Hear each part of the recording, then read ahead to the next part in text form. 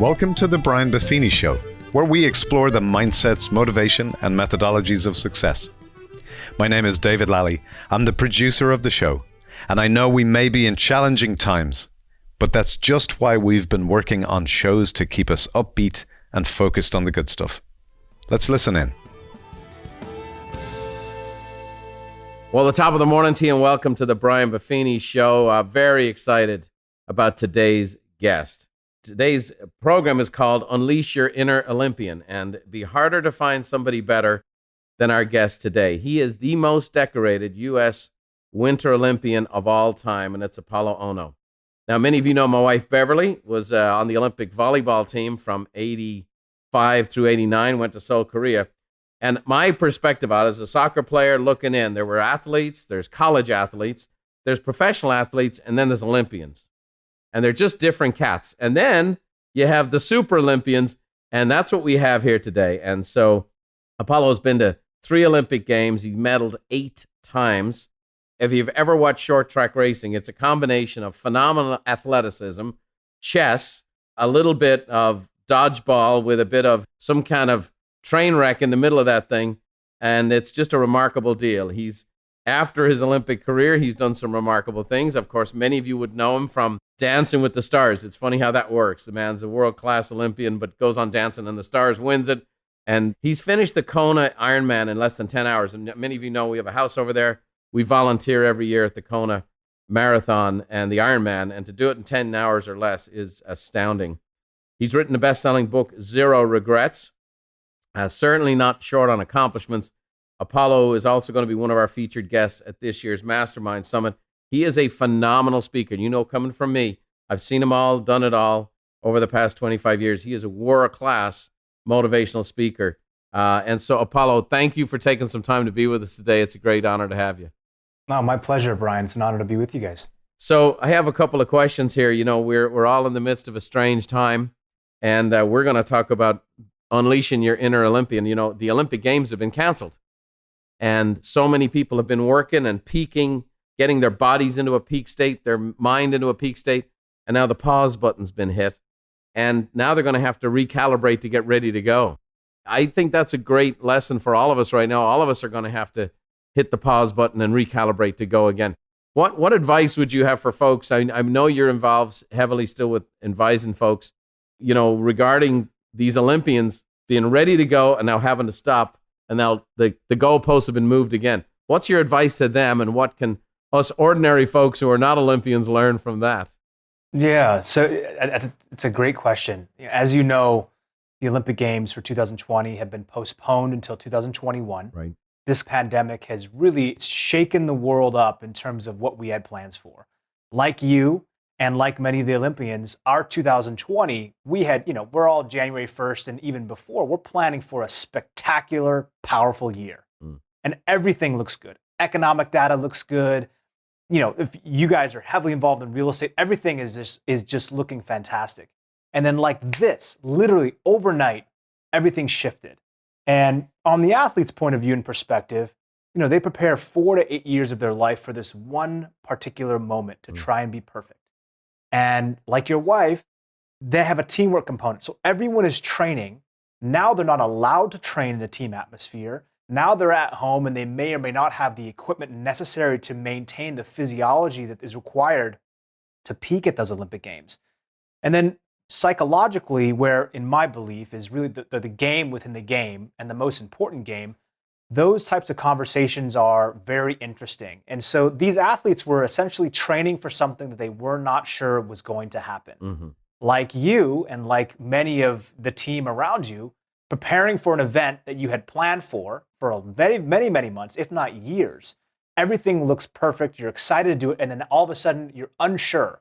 So you're kind of walking across this tightrope.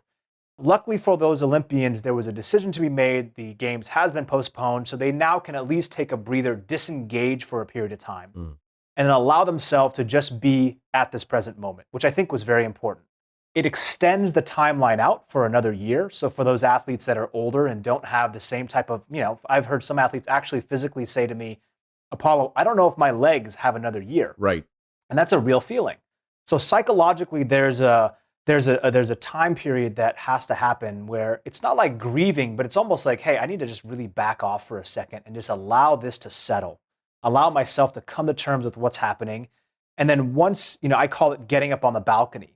So, when you're in the midst, when you're in the fight, and this is not just for Olympic athletes, this is for everyone. When you're in and you're kind of grinding on a daily basis, it's very difficult to have the long view. And the long view can only be had as if you metaphorically climb up onto the balcony and you disengage from the field of battle for a second and you look out over the landscape. And then from there, you can say, wow, I was spending all of my energy over in this pocket when it actually wasn't benefiting me. Now that I'm able to disengage and make the proper decisions, I can survey this landscape. I can identify the key areas that I need to pursue, and I have a long view of where the light at the end of this tunnel really is. So when you're on that balcony and you're disengaged for a second, it allows you to make these cool, calculated decisions about what to do next. Try to remove that emotion out of the equation, because sometimes that'll force you to make some decisions that you won't be happy with later. Right. And allow you to really say, how can I best serve what I need to do right now for the next 20 to 30 days and for the next 6 months? And then you can get back and become and recalibrate towards that attack. So for those people who, and I am no different, right? Even though I've had my Olympic experiences, I also had these feelings of uncertainty and chaos and what's going to happen. Is it safe?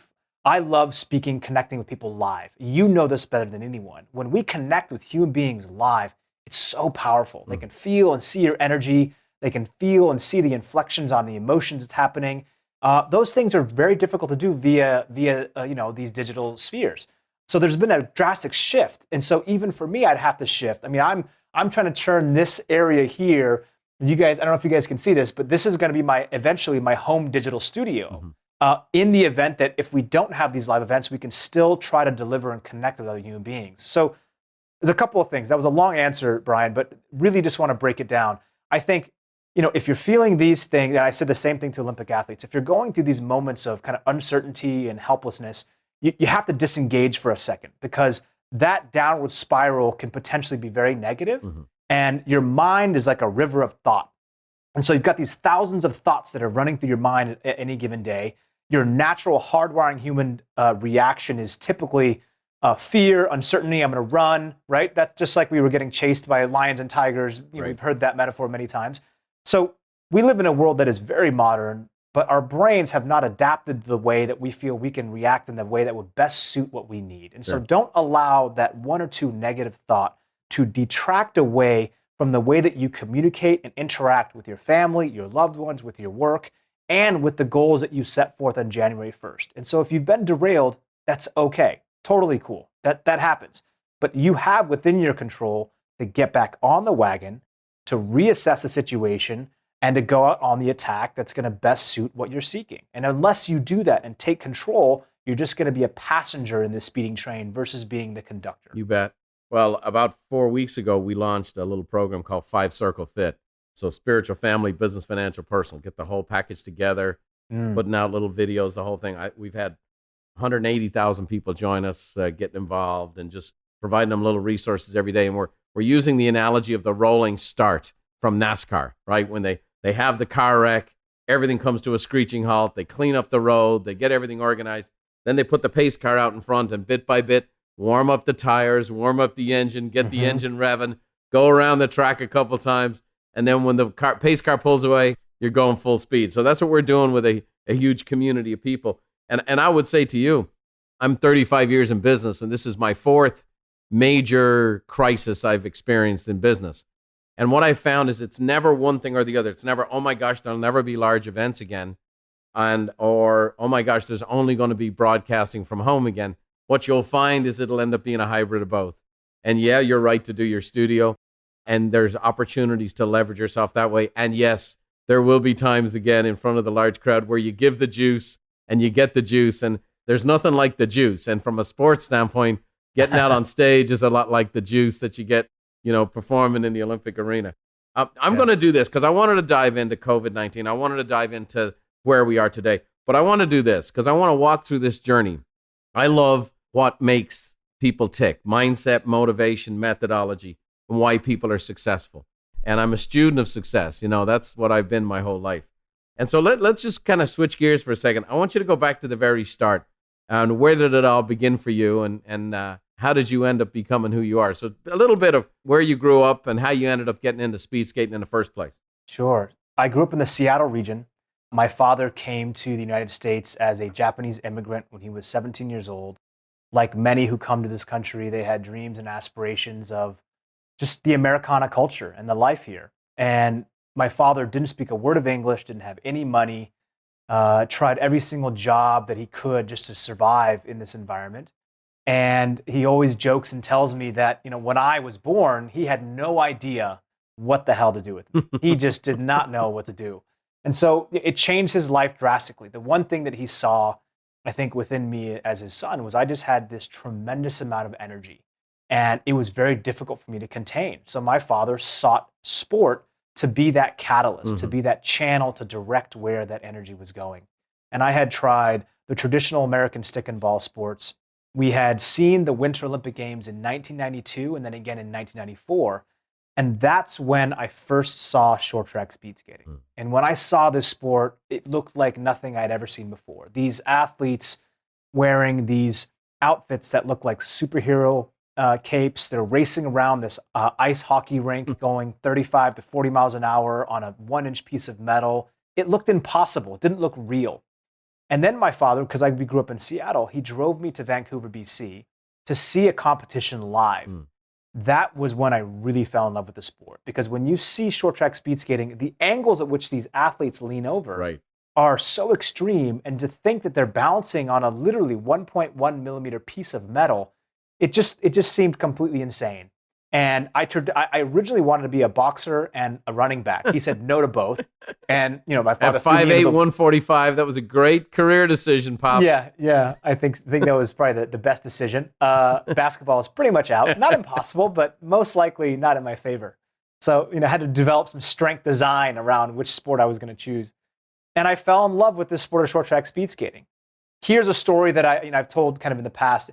My path and my journey to becoming an athlete in the Olympic realm was definitely not easy. So I was accepted at the age of 14 to be a part of something called the Junior Olympic Training Program in Lake Placid, New York. Now, Lake Placid, New York is on the completely opposite side of the country. And my father had told me, this is a tremendous opportunity for you, Apollo. They had seen you skate in some local competitions, but you need real training. And they see a lot of raw talent, but you need to hone and craft that with some tools and tactics so that you can really be your absolute best. Now, at 14, I don't even know what making an Olympic team actually even means. I don't know what has to happen. I don't know anything about dedication, discipline, sacrifice. Those things it's summertime in Seattle, and I just want to go out and barbecue with friends. Like that was what I was interested in. And so my father drives me to the airport, Brian, drops me off, and he says, look, if you don't like it after 1 month, you can come home, but you just got to give this one chance. So I wave goodbye to my father. Instead, I go directly to the payphone. Back then we had payphones. And I pick up the payphone. I call my friend and tell him, hey, I'm supposed to go to New York today, but I'm not going to go. So for the next 7 to 8 days, I'm spending and bouncing around from house to house while my dad believes that I'm in New York, but I'm so pissed off, I won't call him. Right. Until he gets the call from the coach, and the coach is like, Mr. Ohno, we're just kind of curious if you still plan on sending your son out to us. If you are, great. We just haven't heard from you.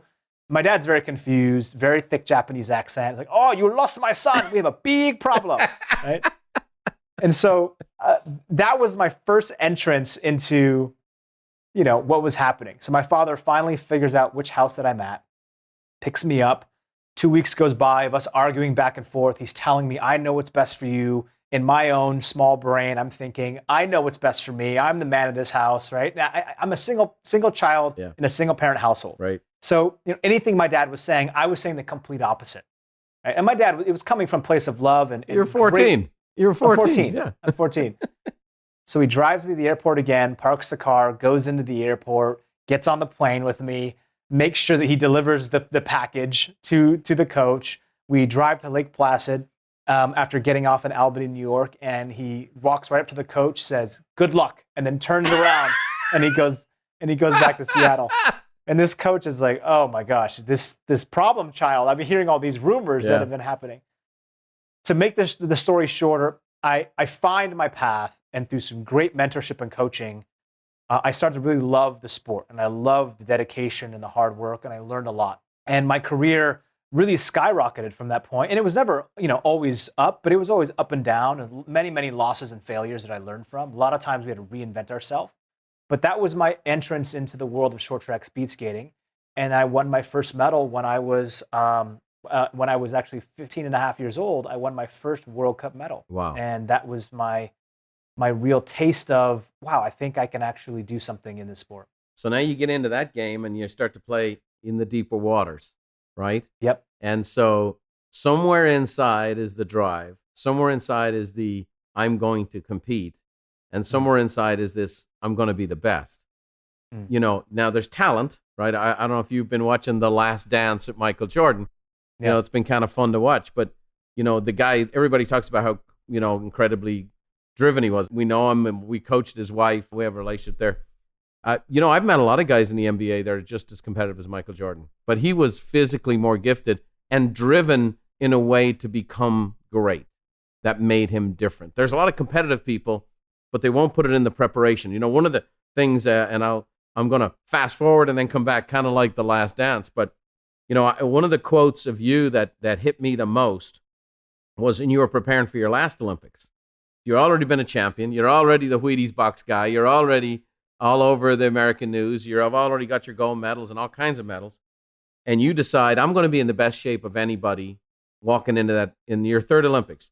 You went to 3 workouts a day. You dropped 20 pounds. You got to 2.5% body fat, which I think my left leg could represent. And you said, no one is going to be in better shape than me, not even close. So talk about that. Because when people meet you, you're a guy that people can relate to. You're a neat guy. You've got a great countenance about you. But there's a stoking fire in there. And how did you discover that about yourself? And where does it come to the point where I'm going to be in the best shape of any single person in the world in my sport? Where does that come from? So I think that mentality was really trained over time. And originally, I had the raw talent. Like many athletes around the world who have some success, I had the raw talent. But talent alone, unfortunately, is just not enough in the last 5%. Mm-hmm. It is merely just the starting line, to be honest with you. It gets you to the starting line, but the race is run after all the preparation and hard work. And I recognize that through the times that when I was very prepared and the times that I was not prepared. Right. And I saw the major differences between when my mindset was shifted on and I did the work necessary. Typically the results and the outcome favored what I was seeking. It wasn't guaranteed by any shape or imagination, but the fulfillment and the satisfaction that I would get from myself came from that preparation. And so I never thought that I was the most genetically gifted and talented. I always felt like I was the underdog. Now, the reality spoke a totally different language, right? However, I felt that. And even in the latter years of my life, I was so driven and so in fear sometimes of not being good enough, and not being good enough in terms of the result, but not preparing to the level that I wanted.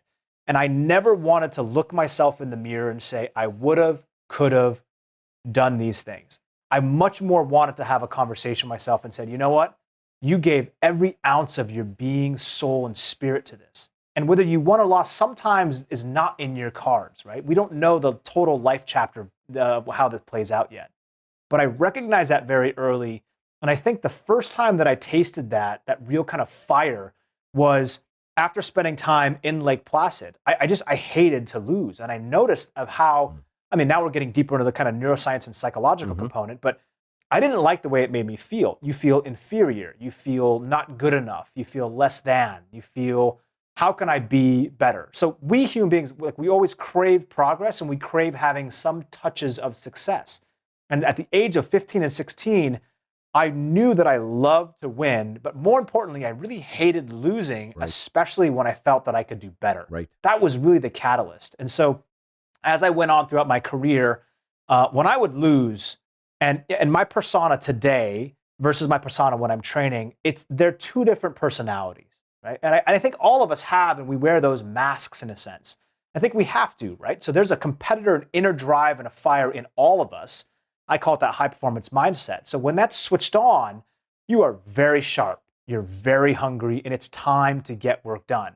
And there's times when maybe perhaps that doesn't come into play. But for me, the longer my career went on, the more and more that started to grow. And so my competitiveness and fire actually became more intense and more obsessive the latter part of the years of my career. And a part of that came from I just felt like I had to work harder. I felt like this younger generation was reinventing the way the sport was being played, the speed at which we were skating, the training necessary, the physiology, the technology, the nutrition, recovery, everything had been elevated every single 3 to 4 years. And so I had seen athletes who were in the veteran ages. They said they could no longer compete because they were not willing to evolve. And I didn't want to be that guy. I wanted to always be the guy with the target on my back. And I wanted to do so in a way that would just greatly benefit my results. So the fire was there. And when I lost, Brian, I took it very, very personally.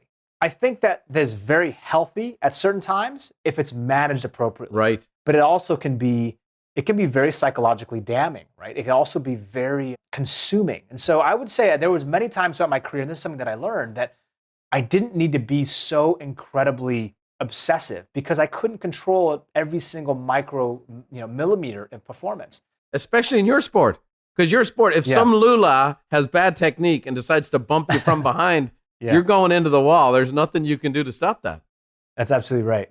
And so you develop that mentality of you really start rewarding yourself on the process and you start focusing less on the prize. And the prize, which is at the Olympic Games and making the podium, that is your metric. That is what you are shooting for. That is the target.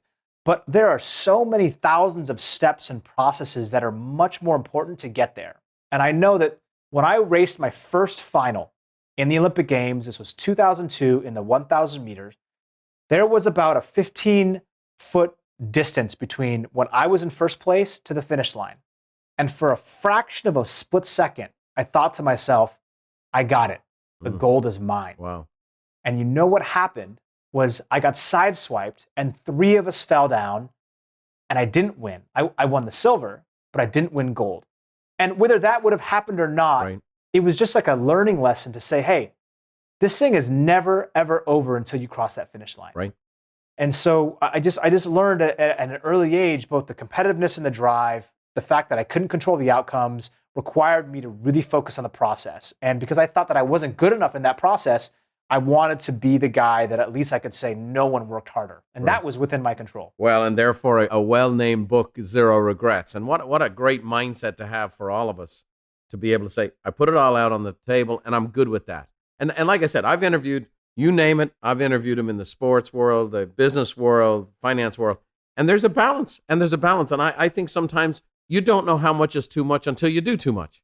Right? I mean, the bottom line is what makes a champion, what makes an Olympian, what makes a very successful person is a level of commitment where you're all in. You know, Abraham Lincoln's quote, to do all that I can with all that I have. You know, it's like, boom, I'm going to put it all on the table.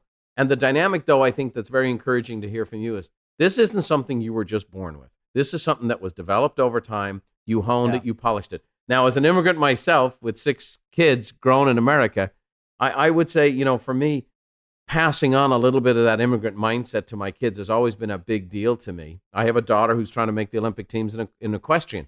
And she, even though we've grown up in a pretty good environment and so on and so forth, she's competing against billionaires who are sponsoring horses and whatever else. You know, you're the son of a single parent, Japanese immigrant. He didn't speak fluently. I think there's a good thing. I mean, even then doing the speed skating, you know, it's American speed skating. It wasn't exactly the number one sport in America. You know, you're competing against countries that found their national identity in it. So on one hand, there's that drive, and then the key is how to manage it so that it doesn't consume you. And it sounds like you've done a great job of wrestling back and forward with that so that, you know, the fire burns as hot as it can without burning down your house. I think that's perfectly said. You know, I think that we can only control what we can control. The immigrant mentality, and you know, there's something is like stay hungry, right? Stay hungry, stay foolish. Always continue to learn and always stay hungry no matter what. We as human beings have the capacity to always grow, and we can change our neurochemistry through that system. We're understanding how that works now. So the mindset to me was always the single greatest tool. And I saw that in my father and the way that he worked. I saw that in the way that he approached life in general.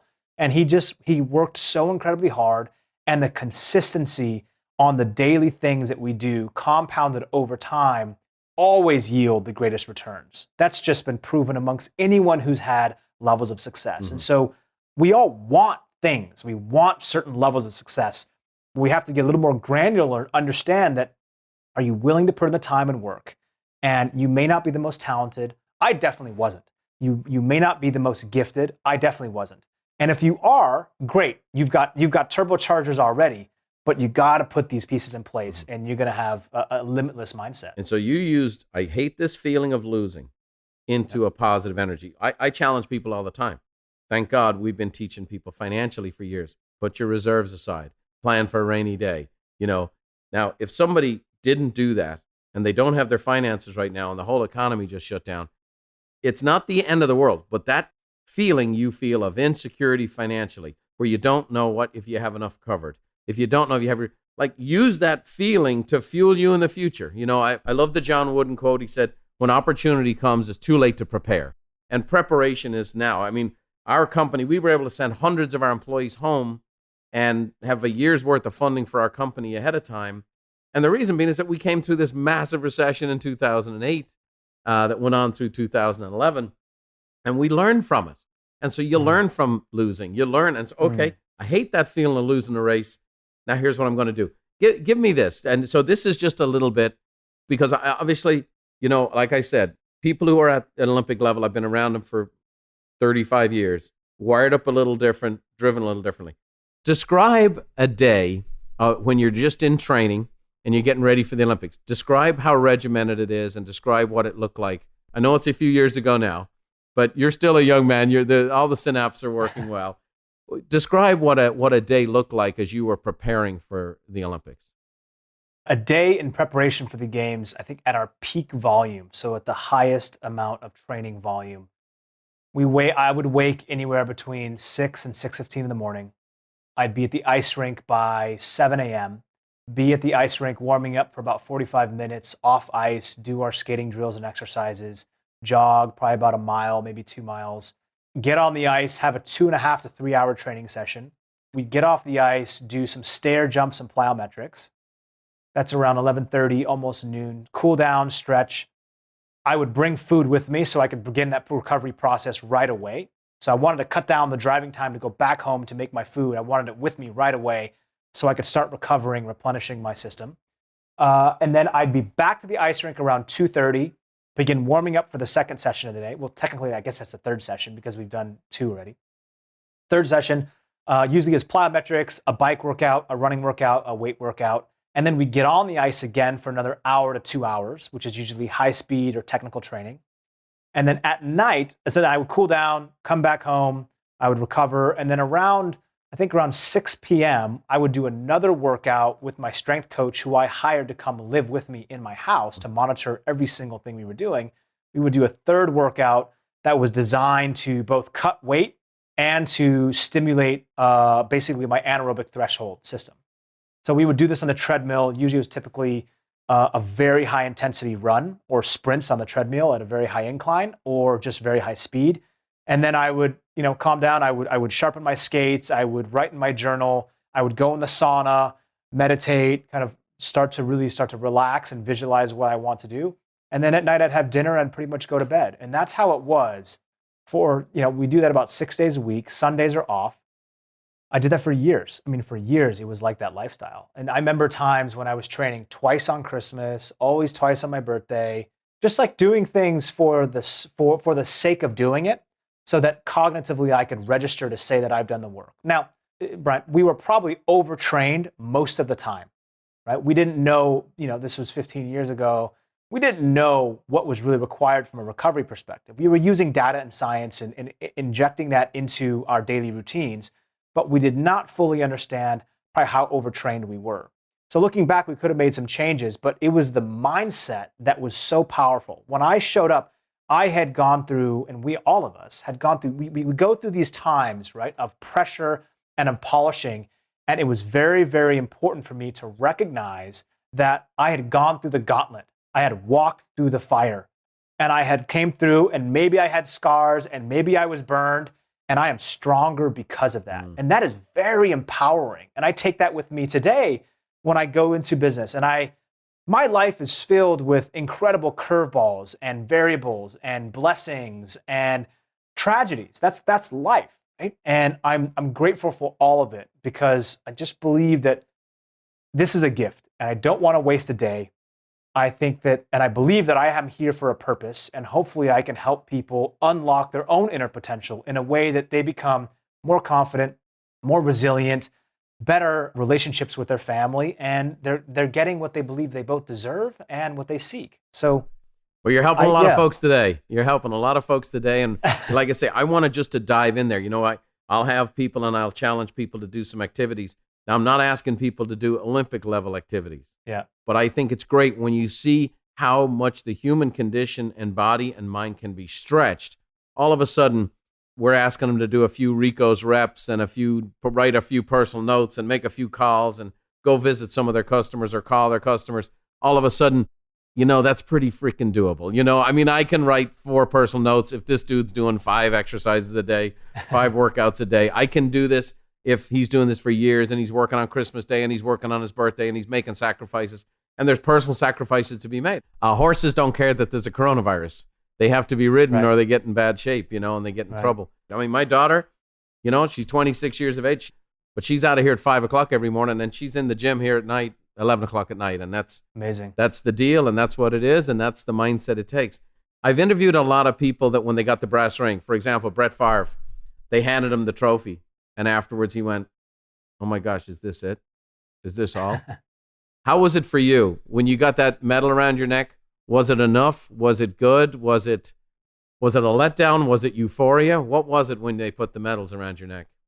My first medal that I won and that I received, I was complete euphoria.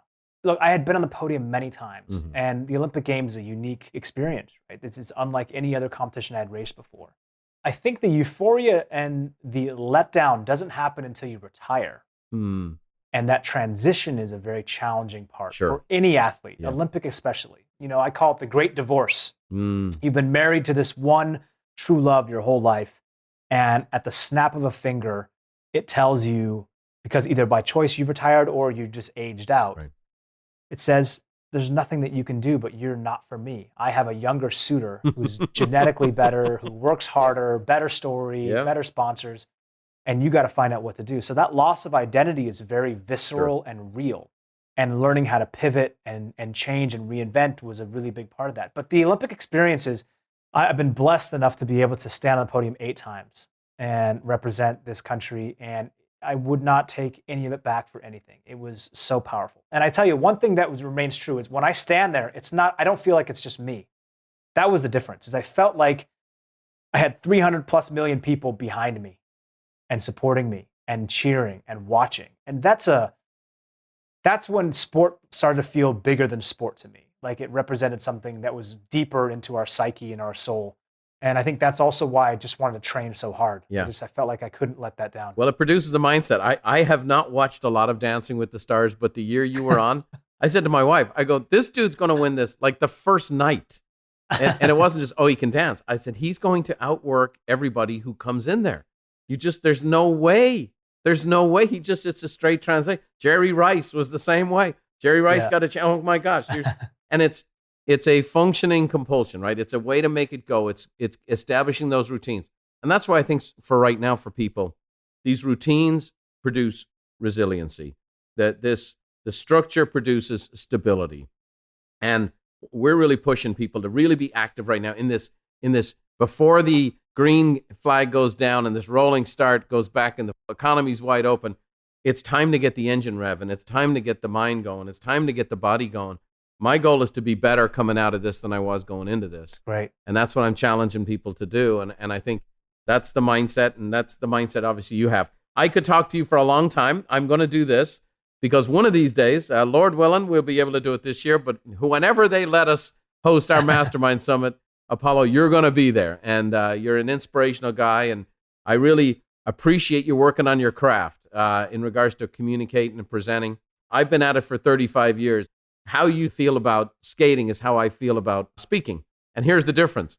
Every athlete, everybody stops playing one day, but they got to kind of roll you off stage with an oxygen mask. So you can go a long time. So this next world, and I know you're in other business ventures, but this next world, you can go a long time and you can really beat on your craft. The goal is, and my goal is always, I've spoken to tens of thousands of people at one time, and my goal is always, I want folks to leave and say this: he was just talking to me. He was just talking to me. And that all shows up in preparation. So we'll have a chance to talk more about this in the time to come. I have 5 rapid fire questions that I ask everybody. It's just to give us a little flavor inside Apolo Ohno. You don't know what they are, so I'm just going to come straight off the top here. Okay. Number 1, what's the best single piece of advice you've ever been given? Believe. Believe in yourself. Believe in your path. Believe that you can rebound from anything. And believe that what you seek, you can have if you truly believe. But it's got to start with an inside belief. Where did that come from? Who gave you that? My father. Nice. What did your dad do, by the way? What did he work at? So my dad went to school originally to be an accountant. And then as he was struggling to make bills and to pay for school, he saw a sign that said haircutting competition. Wow. Signed up for it, never having picked up a pair of scissors. Won the competition. All of his friends told him, you have a unique talent. You should drop out of accounting school and you should pursue this craft. And that's exactly what my dad did. So my dad still to this day has his small business in downtown Seattle called Yuki's Diffusion in Belltown. And look, my dad doesn't make a lot of money, but he loves being the guy who's been there for a long time and has friends that go back 40 plus years. So that's awesome. Well, I was an immigrant and I was an accountant by trade, and I ended up in real estate. So it's all the same. You always had a great head of hair, Apolo. So that's good. He passed on more than just that. That's great. And obviously that believe, what a great legacy he gave you. He believed in you and he put you on an airplane to New York. God bless him. What one talent or gift do you wish you possessed that you don't? I think the one talent that I wish I possessed, but I do not naturally have, I think is the natural, fundamental talent around finance. I have to work very, very hard, sometimes 2 times or 3 times harder to really absorb. And that's okay. And I've come to terms with that. But I think, I have some friends who they can look at a problem, they deconstruct it like a reverse engineering mind can. And I know this because I went back to business school. I went to Wharton Business School at the end of last fall. Wow. And I was surrounded by 38 other C-suite executives. And there was times we were talking about finance and we were given different tasks and challenges for this 6 weeks that we were all spending together. And I just saw how fast they could calculate and process information. And I was like, I know my strengths. Right. That does not happen to be one of them. So I'm learning and I'm growing, and it's, but that's one for sure. Well, I would say, as a coaching company, what we've discovered is that when you get someone who's naturally talented and they develop skills, they can become a superstar. But when you get someone who doesn't have the natural talent, but they have the work ethic, they can be awfully, awfully good.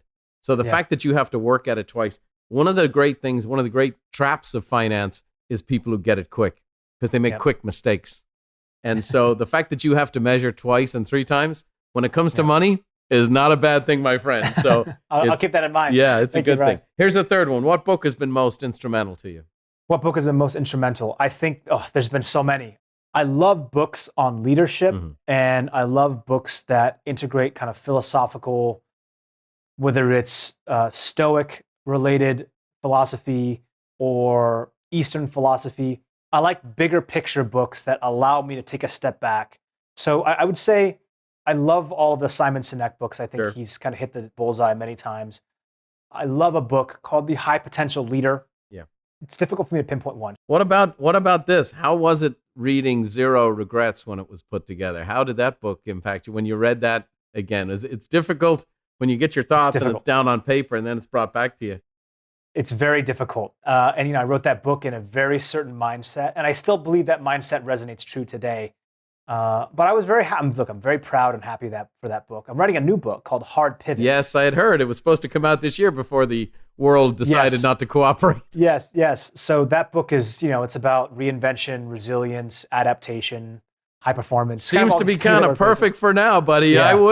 I'd keep the machine rolling. Yeah, keep the machine rolling. Well, when you get that book, you let us know. We have a giant book buying audience.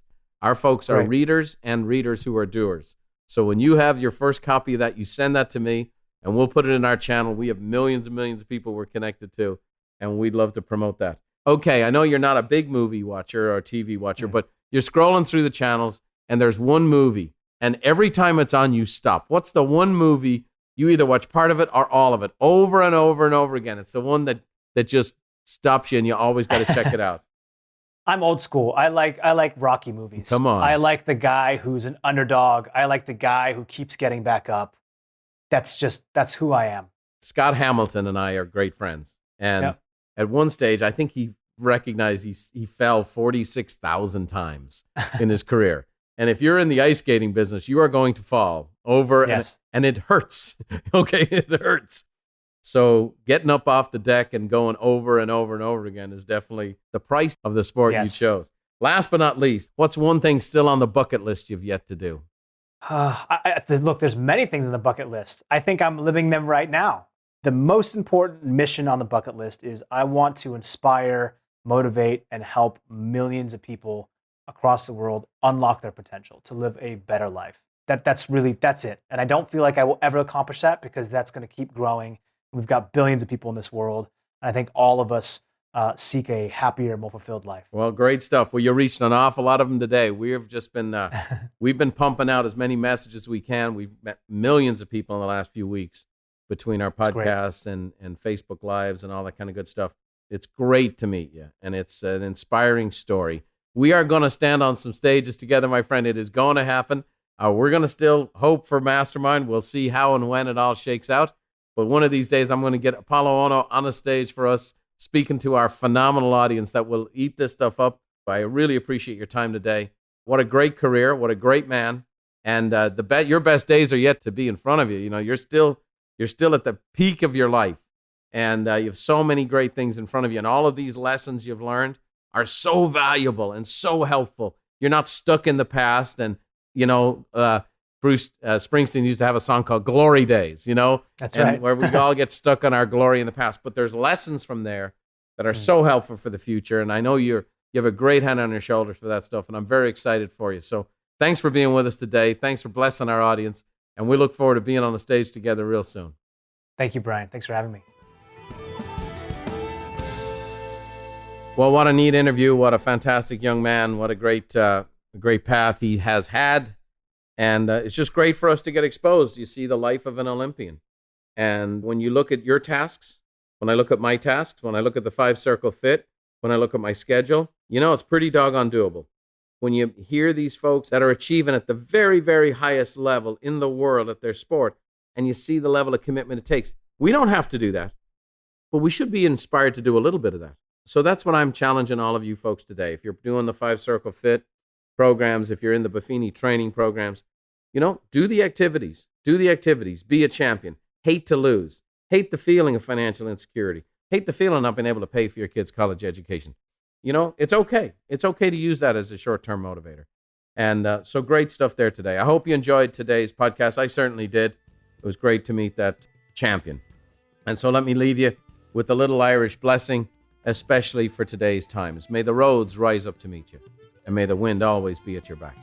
May the rain fall soft upon your fields and the sunshine warm upon your face. And until we meet again, may God hold you in the hollow of his hand. We'll see you next time.